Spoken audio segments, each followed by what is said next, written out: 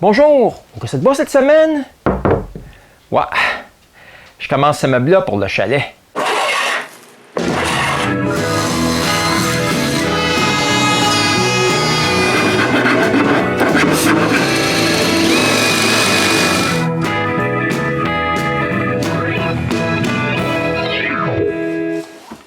Au chalet, j'ai un divan qui est brisé depuis plusieurs années.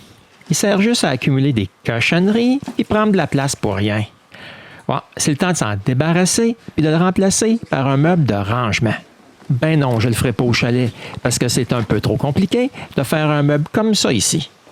Pour mon meuble, je vais essayer de prendre le plus de bois que j'ai déjà sous la main. Comme ces planches que j'avais mises au plafond il y a plusieurs années et qui sont encore au plafond de la cave. Donc, avec l'aide de René, on sort toutes les planches et on les apporte dans l'atelier. Ah, mais comme les planches sont embouffetées, je commence par couper la partie mâle de celles qui sont un peu plus épaisses. Ensuite, je coupe 2 planches étroites de ce qui reste.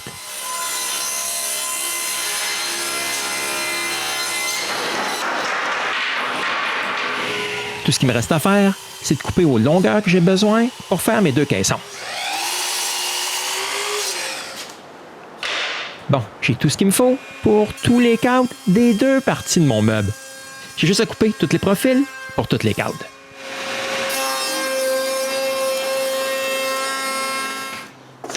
Maintenant que c'est fait, je coupe les traverses aux bonnes longueurs. Juste avant, couper le profil des bouts des traverses.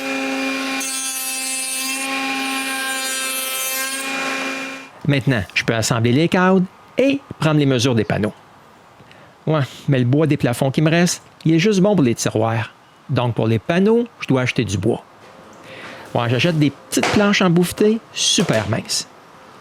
Ouais, mais je veux des panneaux. Je colle donc toutes les planches ensemble pour avoir juste un gros panneau. Maintenant, j'ai juste à attendre que la colle sèche. Le lendemain, je coupe ça grossièrement à une longueur un peu plus malléable. Je peux finalement couper tous les panneaux à leur bonne grosseur.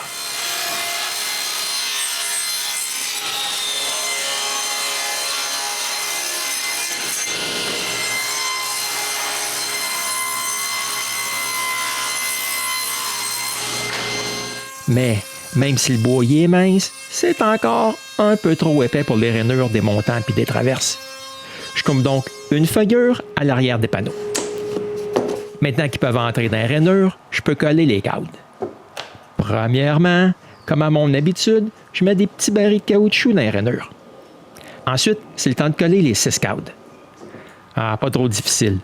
Un peu de colle que j'applique avec une aiguille et je mets tout en serre. Maintenant, il ne reste plus qu'à attendre la colle des 6 panneaux sèches. Le lendemain, c'est sec. Mais comme il y avait eu du vernis sur les planches qui étaient au plafond, je dois tout enlever ça maintenant.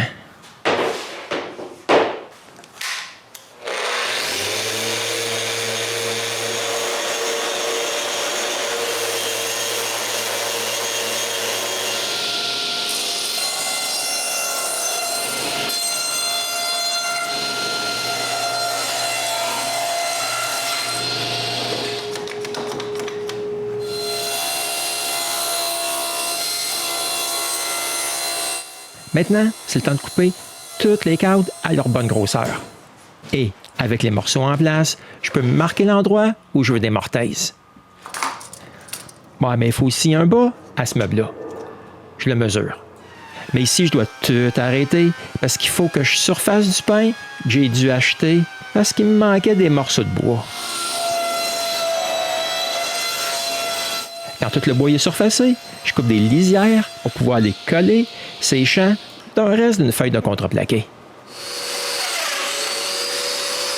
Je perce des mortaises pour des dominos et je colle les lisières autour du contreplaqué. Il va me servir pour les 2 bas et les 2 tablettes. Quand la colle est sèche, j'enlève le bois en trop et je chambre le tout bien lisse.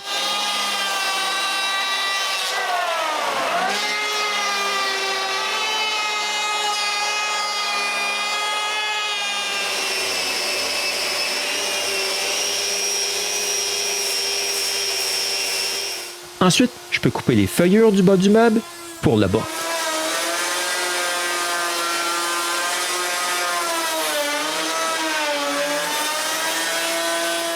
Ouais, mais j'ai pas tout à fait fini. Je dois aussi couper les 2 bouts carrés.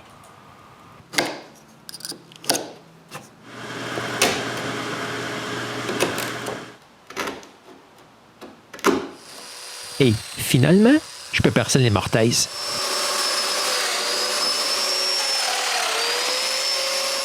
Avec les 3 morceaux assemblés à sec, je peux mettre le cadre que j'avais déjà collé en place et marquer encore les endroits où il faut que je perce d'autres mortaises et je les perce.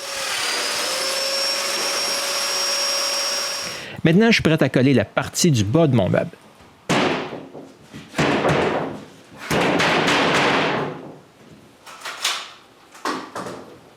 Ah, ça aussi, c'est pas trop difficile. Ah, mais j'ai besoin de presque toutes mes serre-joints. Maintenant, j'ai juste à laisser ça tranquille pendant que la colle sèche.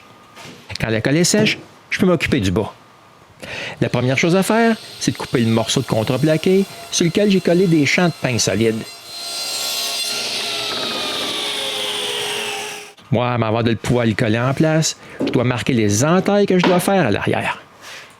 Et je les coupe.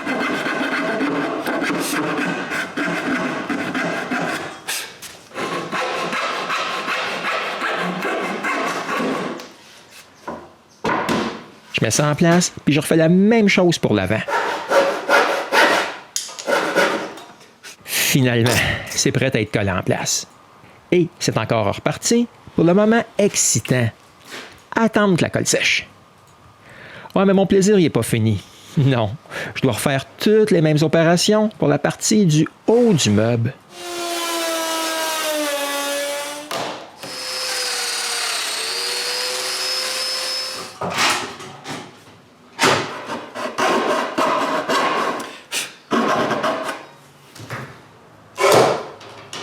Pendant que la colle de la partie des tablettes sèche, je peux couper des bouts de planche de pain qu'on a surfacés. Ouais, parce que j'ai pas assez de contreplaqué pour faire 3 tablettes. J'en ferai donc une avec du bois solide. Et comme je peux vraiment pas faire beaucoup de choses, j'en profite pour coller un petit panneau que je vais mettre au haut du meuble. Bon, on va voir ça bien plus tard. J'en profite aussi pour coller le reste de mes planches embouffetées ensemble. Ça sera pour faire les côtés des tiroirs. Le jour suivant, la colle est sèche. Puis j'en peux plus. Je dois voir à quoi les 2 parties auront de l'air ensemble. Ah, pas mal. Ouais, il manque la porte. Je dois la faire maintenant.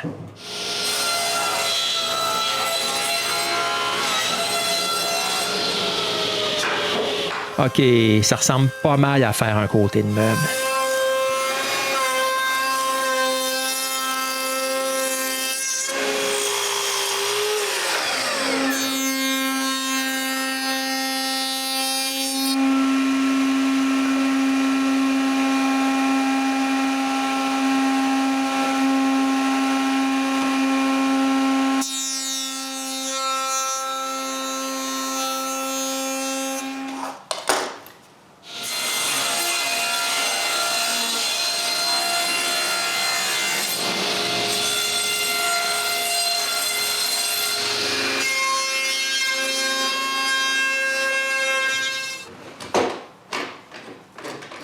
Les petites planches minces ont toutes des trous de nœuds ici et là. Ouais, pas terrible. À moins que les nids de souris dans les couvertures vous intéressent. Ouais, mais pour ma part, je peux m'en passer. Je bouche donc tous les trous avec la colle époxy 5 minutes. Comme les 2 parties vont se mettre une par-dessus l'autre, je perce des trous pour des goujons qui vont empêcher les 2 parties de bouger. Et après avoir fait les 6 trous sur la partie du bas, je mets des pointes à centrer dans les trous et, avec l'aide de René, on marque l'endroit où je dois percer les trous sur la partie du haut et je les perce.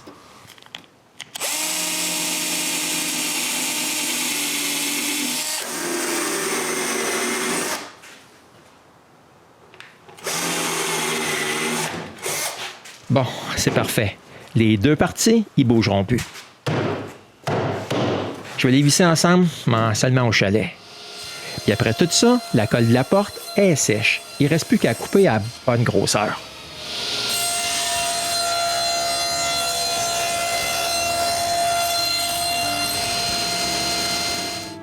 Parfait. Ouais, c'est le temps de penser aux pentures maintenant.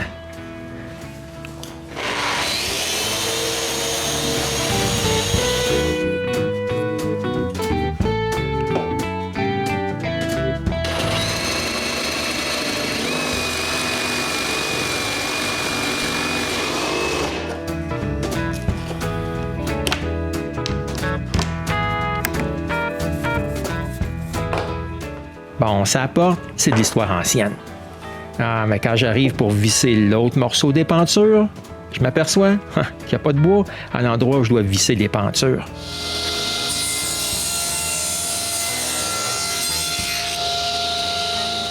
Je coupe donc 2 petits morceaux de bois que je colle à l'intérieur du meuble. Quand la colle est sèche, je m'assure que c'est bel et bien à bonne épaisseur.